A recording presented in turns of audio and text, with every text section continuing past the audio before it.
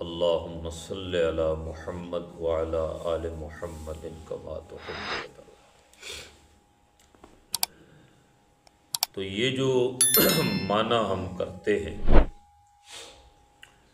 کہ ہمیں ہدایت کا راستہ دکھا، یہ معنی ٹھیک نہیں ہے۔ اس کی وجہ یہ ہے کہ یہ دعا تو اللہ کے رسول صلی اللہ علیہ وسلم بھی مانگتے تھے اور ہر نماز میں مانگتے تھے کہ اہدنا الصراط المستقیم۔ صحابہ کرام بھی یہ دعا مانگتے تھے، اولیاء کرام بھی یہ دعا مانگتے تھے۔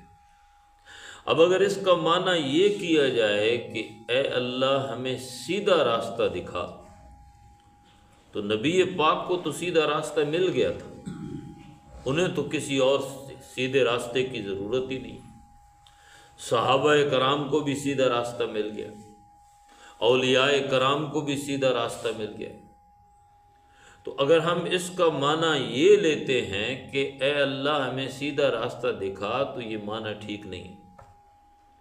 تو اس کا معنی ہے ثبتنا کا مطلب ہے کہ اے اللہ اس راستے پہ ہمیں قائم رکھ۔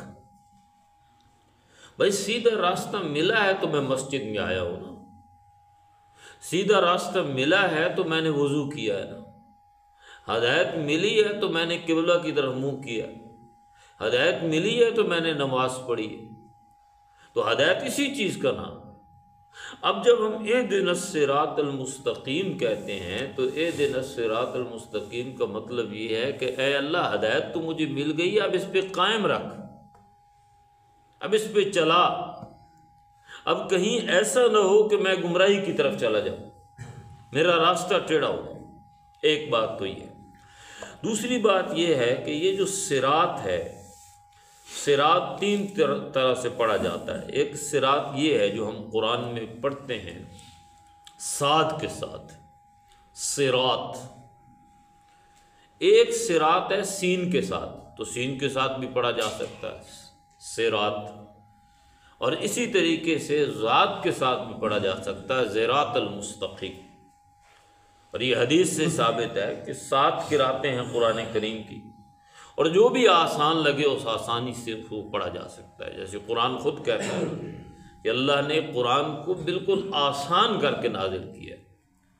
تو اگر کوئی آدمی صراط کو صاد کے ساتھ پڑھتا ہے تو یہ بھی ٹھیک ہے، سین کے ساتھ پڑھتا ہے تو یہ بھی ٹھیک ہے، ذات کے ساتھ پڑھتا ہے تو یہ بھی ٹھیک ہے۔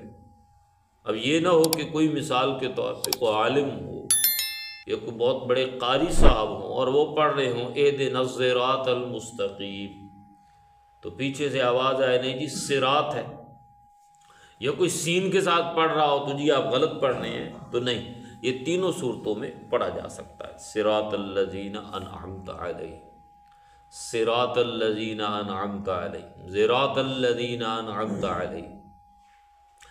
تو اس کا مطلب یہ ہے کہ اے اللہ ہمیں سیدھے راستے پر استقامت عطا فرما۔ اب صراط المستقیم کی 5 خصوصیات ہیں، ان میں سے ایک خصوصیت یہ ہے کہ صراط مستقیم بالکل سیدھا راستہ ہے، اور یہ کہاں سے پتہ چلا؟ یہ المستقیم سے پتہ چلا۔ صراط المستقیم بالکل سیدھا راستہ کہ اس کے دائیں طرف بھی کوئی ٹیڑھ نہیں ہے، اس کے بائیں طرف بھی کوئی ٹیڑھ نہیں ہے۔ دوسری اس کی خصوصیت یہ ہے کہ یہ بالکل روشن راستہ ہے، بالکل واضح راستہ ہے کہ اس کے اندر کوئی اندھیرا نہیں ہے۔